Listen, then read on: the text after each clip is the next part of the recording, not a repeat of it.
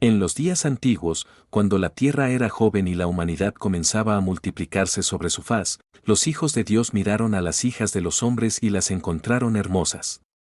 Tomaron para sí esposas de entre ellas, y de aquellas uniones nacieron seres extraordinarios, los Nefilim, gigantes de renombre que poblaban la tierra con su presencia imponente. Eran hombres de gran estatura, fuertes como montañas vivientes, cuya fuerza no provenía solo de la carne sino de un linaje que mezclaba lo celestial con lo terrenal. Caminaban entre los pueblos como señores, y su sombra cubría los campos donde los hombres comunes labraban la tierra con temor reverente. Los Nefilim enseñaban artes prohibidas, construían ciudades que desafiaban el cielo y llenaban el mundo de violencia, porque su corazón estaba corrompido por un poder que no sabían controlar. Los gritos de los oprimidos subían hasta el trono divino, y el Creador vio que la maldad del hombre era grande en la tierra, y que toda intención de los pensamientos de su corazón era solo mala continuamente.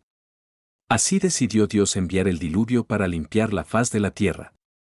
Solo Noé, perfecto en sus generaciones y que no había sido contaminado por aquella sangre extraña, encontró gracia ante sus ojos.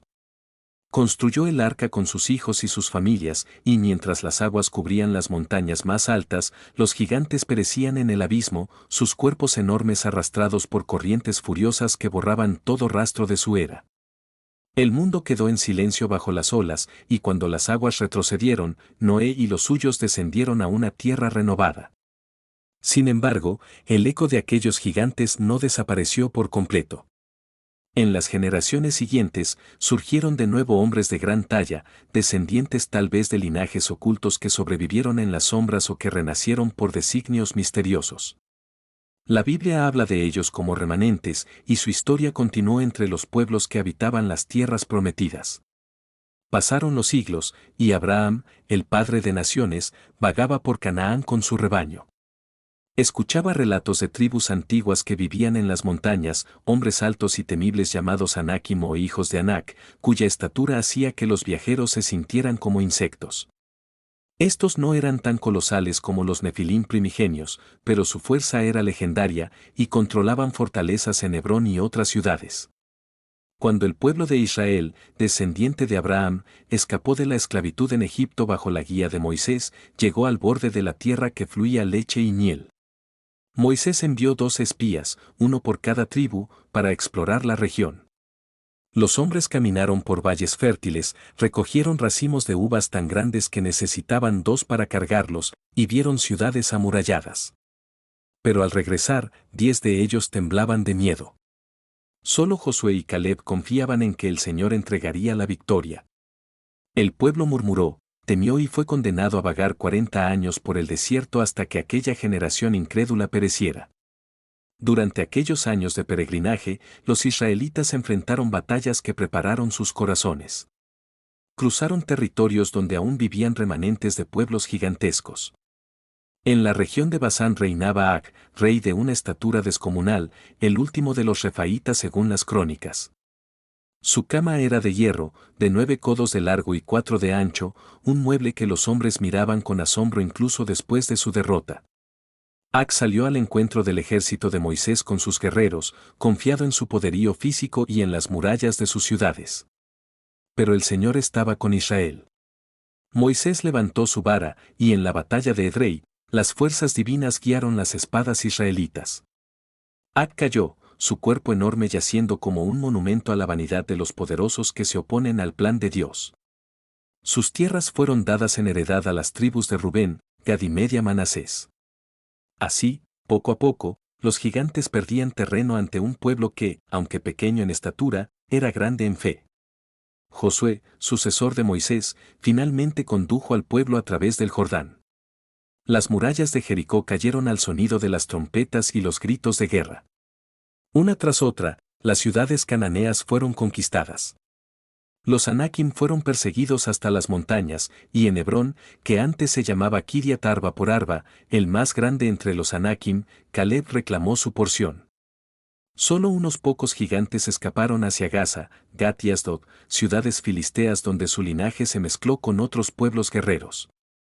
La conquista no eliminó a todos, pero quebrantó su dominio, cumpliendo la palabra dada a Abraham siglos antes. Los años pasaron, y el pueblo se estableció en la tierra, pero la paz era frágil. Surgieron jueces que libraron batallas contra opresores.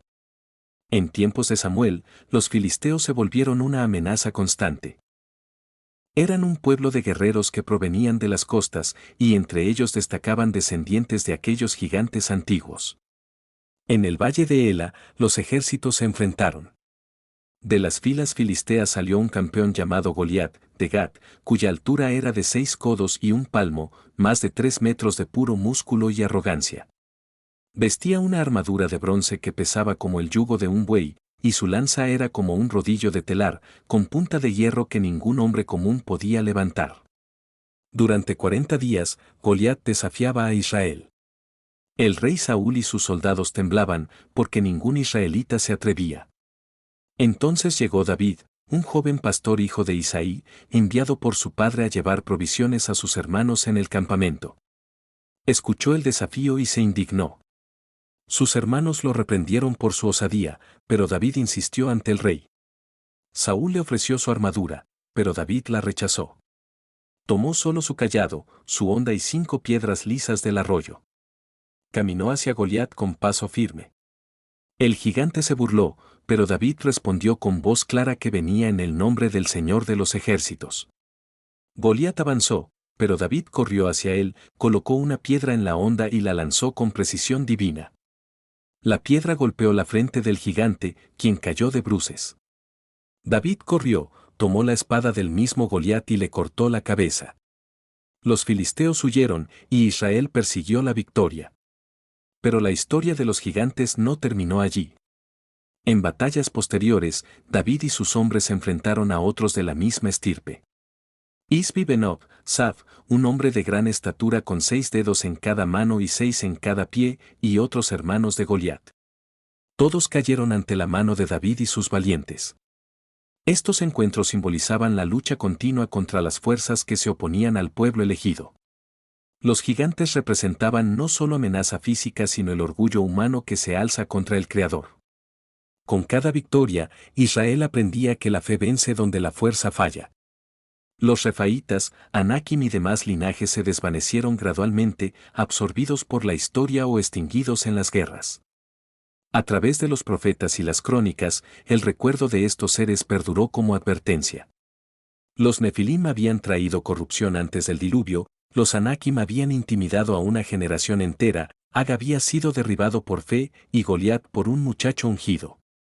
Sus historias tejían un hilo en la gran narración de redención.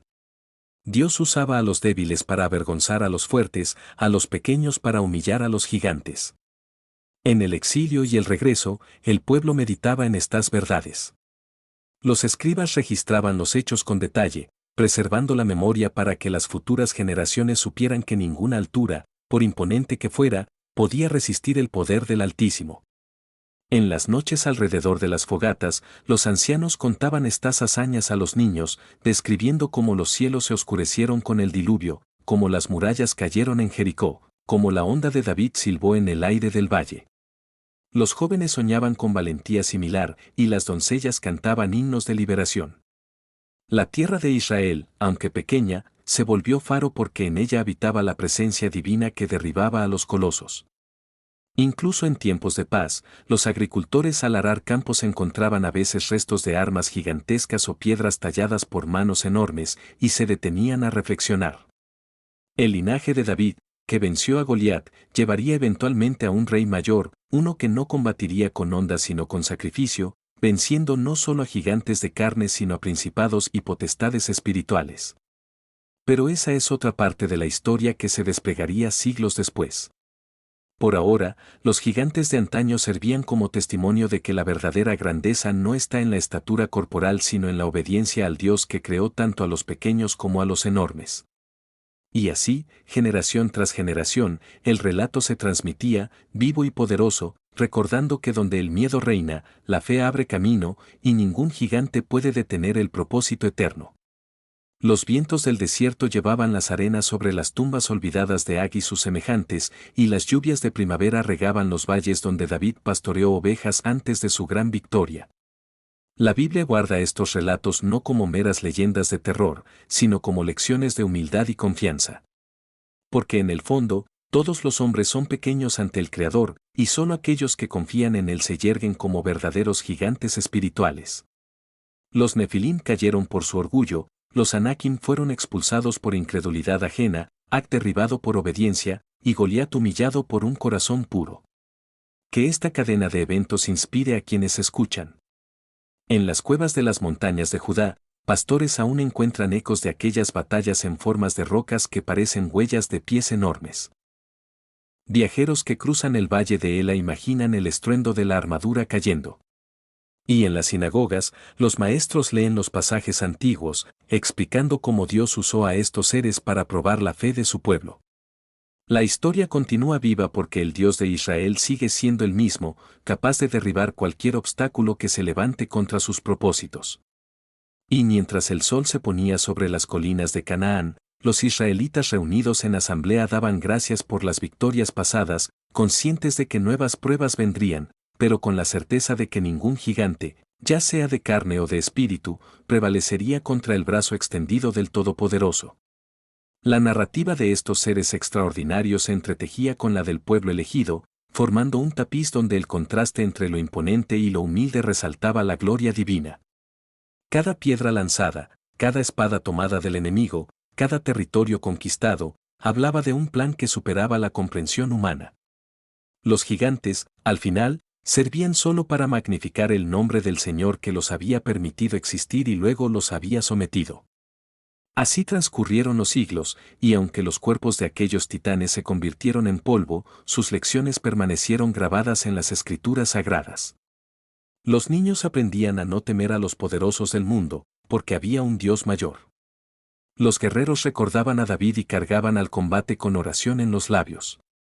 Los líderes, como Josué y Caleb, se erigían en ejemplos de valentía sostenida por promesa divina. La tierra prometida, una vez habitada por sombras de gigantes, se llenó de la luz de una fe que iluminaba incluso las noches más oscuras.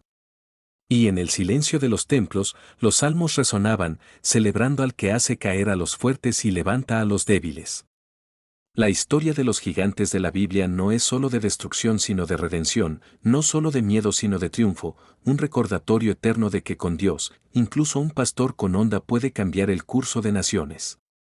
En las orillas del Mar Muerto, donde las aguas saladas guardan secretos antiguos, y en las alturas del Hermón donde quizás descendieron aquellos hijos de Dios en tiempos remotos, el viento susurra aún las hazañas. Los fieles abrían la verdad por las páginas inspiradas. Los Nefilim marcaron el comienzo de una era de juicio, los refaítas su continuidad en la resistencia, y los filisteos su último aliento ante el ungido de Dios. Cada uno cayó en su momento, según el designio, para que Israel y toda la humanidad aprendieran que la verdadera estatura se mide por el corazón alineado con el cielo. Y así, la larga saga llegaba a su eco en la memoria colectiva, invitando a cada oyente a elegir si ser como los espías temerosos o como Caleb el conquistador, como Saúl tembloroso o como David valiente. La respuesta definía no solo batallas terrenales sino el destino eterno. Los gigantes habían venido y se habían ido, pero el Dios que los vio nacer y los vio caer permanece para siempre, llamando a su pueblo a caminar en fe, sin importar la estatura de los desafíos que se presenten en el horizonte.